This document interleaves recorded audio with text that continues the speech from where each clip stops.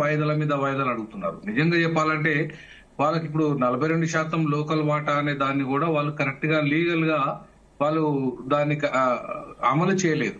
ఎందుకంటే ఖాళీ చట్టం చేసి ఇద్దరు చేతులు దొరుకుతుంది తప్ప అమలు చేయకుండా చట్టం వల్ల ఇది చిత్తకాయితమే అవుతుంది. సో చట్టం ఎప్పుడు చిత్తకాయితంగా ఉండకుండా ఉండాలంటే మాత్రం దాని అమలు తీరు జీవోల ద్వారా మాత్రమే సాధ్యమవుతుంది. సో కాబట్టి ఇవాళ జీవోలు అనేటివి రిలీజ్ చేయకుండా 42% మేము చట్టం చేసినాము అని చెప్పేస్తే బీసీలో ఉన్న సంబరాలు చేసుకోవాలన్న దాని మీద. అసలు బీసీలో కొరిగేది ఏంది నా దాంతో.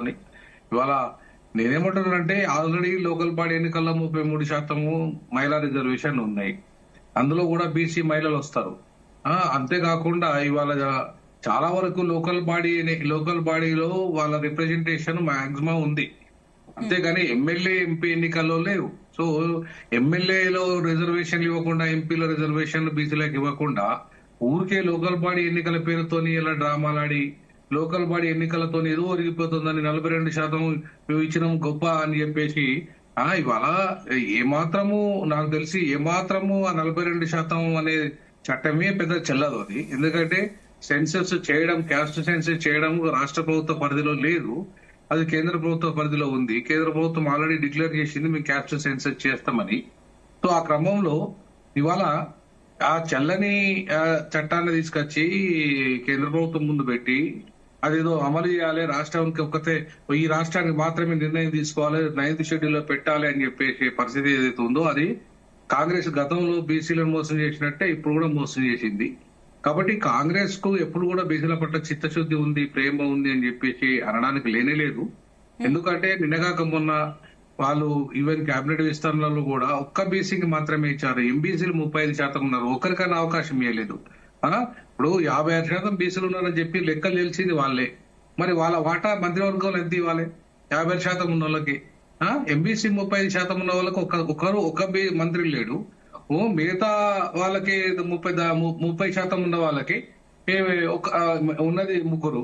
మరి 5% ఉన్న మీరు నలుగురు ఉంటే, రెడ్లు నలుగురు ఉంటే మరి 56% ఉన్న వాళ్ళు కేవలం ముగ్గురే ఉంటారా? ఇదెక్కడి న్యాయం? బీసీలకు న్యాయం జరిగినట్ట ఇక్కడ?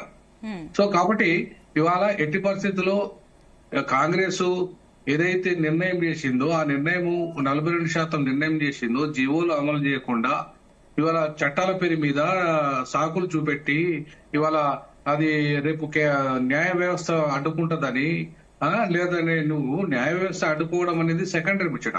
ఒకవేళ న్యాయ వ్యవస్థ ఎవరు పోతారు న్యాయ వ్యవస్థ దగ్గరికి? 42% వాటా ఇచ్చి నువ్వు ఇచ్చినాక ప్రతిపక్షాలు పోతాయా? 42% ఇయ్యదని పోతాయా ప్రతిపక్షాలు? ప్రతిపక్షాలు పోతే ప్రజలు ఊరుకుంటారా? బీసీ ప్రజలు ఊరుకుంటారా? 42% వద్దని చెప్పి బీజేపీ, కాంగ్రెస్, బీఆర్ఎస్ పోతే. కాబట్టి ఇదంతా రాజకీయ డ్రామా. అది అంటే విపక్షాలు కూడా డిమాండ్ చేస్తున్నాయి, 42% రిజర్వేషన్ అమలు చేయాలని విపక్షాలు డిమాండ్ చేస్తున్నాయి. అదే అంటున్నా, విపక్షాలు డిమాండ్ చేస్తున్నాయి కాబట్టి వాళ్ళకు ముఖం లేక ఇప్పుడు విపక్షాలు 42% సిద్ధంగా ఉన్నాయి, డిమాండ్ చేస్తున్నాయి కాబట్టి వాళ్ళు ఇయ్యలేదు కాబట్టి వాళ్ళు జనంలోకి పోలేక జనంతో ఇక వాళ్ళు ఇచ్చిన 420 హామీలు గాని అట్లాగే 6 గ్యారెంటీలు గాని అమలు తీరు నత్తనడక నడుస్తున్నది. అసలు అమలు అయినా పూర్తి స్థాయిలో అమలు అయ్యే పరిస్థితి లేనే లేదు అక్కడ.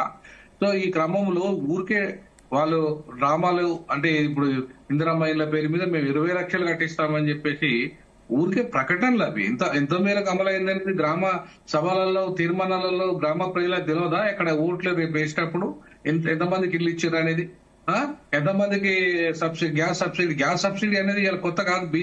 అది ఆల్రెడీ కేంద్ర ప్రభుత్వం ఇస్తుంది. కేంద్ర ప్రభుత్వం గ్యాస్ సబ్సిడీ ఇస్తున్న విషయం అందరికీ ఎరుగైన విషయమే. ఈవెన్ ఇండ్ల విషయంలో కూడా కేంద్ర ప్రభుత్వం సబ్సిడీ ఇస్తుంది. వాళ్ళ కేంద్ర ప్రభుత్వం ఇస్తున్న సబ్సిడీ విషయంలో ఇక్కడ ఒక్క మాట మాట్లాడకుండా రాష్ట్ర ప్రభుత్వమే మొత్తం ఇందిరమ్మ ఇళ్లను కట్టిస్తున్నట్టుగా, రాష్ట్ర ప్రభుత్వమే గ్యాస్ సిలిండర్లు ఇస్తున్నట్టుగా, లేదా రాష్ట్ర ప్రభుత్వమే అన్ని చేస్తున్నట్టుగా ఏవైతే తప్పుడు విధానాలు, తప్పుడు ప్రకటనలు, తప్పుడు వ్యవహారాలు ఉన్నాయో అవి రేపు బీజేపీ బయట పెట్టదా? రేపు బీఆర్ఎస్ బయట పెట్టదా ఆ విషయాలన్నింటినీ? లేదంటే మిగతా ప్రతిపక్షాలు బయట పెట్టాయా? కాబట్టి ఇవాళ డొల్లతనంలో కాంగ్రెస్ తన పరిపాలన ఇస్తే ప్రజా పరిపాలన చేస్తాం, గొప్ప పరిపాలన చేస్తున్నాము, రైతుల బాంధవులు లేకపోతే ఇంకా రకరకాలుగా చెప్తున్న విషయాలు రేపు లోకల్ బాడీ ఎన్నికల్లో ప్రజలు తెలుస్తారు. ఇప్పుడు రైతు బాంధవులైనా ఎవరైనా సరే ఇవాళ ప్రజలకు ఏవైతే హామీలు ఇచ్చారో మీరు మీరు నిజంగానే బాగా అమలు చేస్తే రేపు లోకల్ అంటే బాడీ ఒకటి ఎన్నికల్లో వినోద్ కుమార్ గారు, ఒక చిన్న డౌట్. ఇప్పుడు 42% రిజర్వేషన్, బీసీలకు రిజర్వేషన్ అమలు చేయడం అనేది అసాధ్యమని వాళ్ళు కూడా కాంగ్రెస్ నుంచే కమెంట్స్ వస్తున్నాయి. And at the same time అందుకే మేము రాజకీయంగా రిజర్వేషన్లు ఇస్తున్నాం, పార్టీ పరంగా చూస్తున్నాం అంటూ అంటున్నారు. కానీ ఒకవేళ మనలో మన మాట, ఒకవేళ 42% రిజర్వేషన్ బీసీలకు కల్పించినా ఇప్పుడు లోకల్ బాడీ ఎన్నికల్లో అది కాంగ్రెస్ కి ప్లస్ అయ్యే ఛాన్సెస్ ఉన్నాయా? లోకల్ బాడీ ఎన్నికల్లో ఖచ్చితంగా కాంగ్రెస్ 42% వాటా అయితే పెద్దగా ఒరిగేది ఏం లేదండి. ఎందుకంటే ఇప్పటికే 33% మహిళా రిజర్వేషన్లు అమలు అవుతున్నాయి అక్కడ. అలాగే లోకల్ బాడీ ఎన్నికల్లో ఎస్సీ ఎస్టీ రిజర్వేషన్లు అమలు అవుతున్నాయి. సో ఇవన్నీ చూసుకుంటే మీకు 50% కాదు కదా, ఎక్కువనే ఇప్పటికే అమలు అవుతున్నాయి కదా అక్కడ. సో కాబట్టి ఇవాళ లోకల్ బాడీ ఎన్నికల్లో బీసీలకు ఏదో ఉరగా పెడుతున్నామని చెప్పేసి అనడం అనేది పెద్ద ఇష్యూ కాదు. అది వాళ్ళు నిజంగా చిత్తశుద్ధి ఉంటే ఇదే 42% వాటా వాళ్ళు ఎమ్మెల్యే ఎన్నికల్లో పెట్టమనండి, ఎంపీ ఎన్నికల్లో ఇవ్వమనండి, ఈ విద్యారంగంలో ఇవ్వమనండి, ఉద్యోగ రంగంలో ఇవ్వమనండి. అప్పుడు కదా వాళ్ళ యొక్క నిజాయితీ బయటపడేది. అంతేగాని లోకల్ బాడీ రాజకీయాలతోని ఇవాళ బనకచర్ల సెంటిమెంట్ తోని ఇవాళ ఇప్పుడు నీ గురువు నీ శిష్యుడు ఇద్దరు సంగతి తెలియంది ఎవరు? మీరు తెలంగాణ అస్తిత్వాన్ని దెబ్బకొట్టిన వాళ్ళు కదా, మీరు తెలంగాణ అస్తిత్వం లేకుండా చేసిన వాళ్ళు కదా. మీకు ఇవాళ బనకచర్ల రాగానే మీకు అంటే తెలంగాణ అస్తిత్వాన్ని పూర్తిగా రేవంత్ రెడ్డి భుజాన్ని వేసుకొని చేసినట్ట. దాని జనంకు మాలాంటి తెలంగాణ ఉద్యమకాలకు తెలియదా? లేకపోతే ప్రజలకు తెలియదా రేవంత్ రెడ్డి ఎంత తెలంగాణ ఉద్యమం చేసిండో, లేదంటే పొంగులేటి శ్రీనివాసరెడ్డి ఎంత చేసిండో, లేకపోతే ఆ ఖమ్మం జిల్లా ఇంకో ఖమ్మం మంత్రి ఉన్నాడు ఆయన ఎంత చేసిండో? వీళ్ళంతా తెలంగాణ ఉద్యమంలో ఎంత సీరియస్ గా పనిచేసిన వాళ్ళు, వీళ్ళంతా ఉన్నోళ్ళు, కడియం శ్రీ అని వీళ్ళంతా ఏం చేసిండో తెలియదా జనాలు?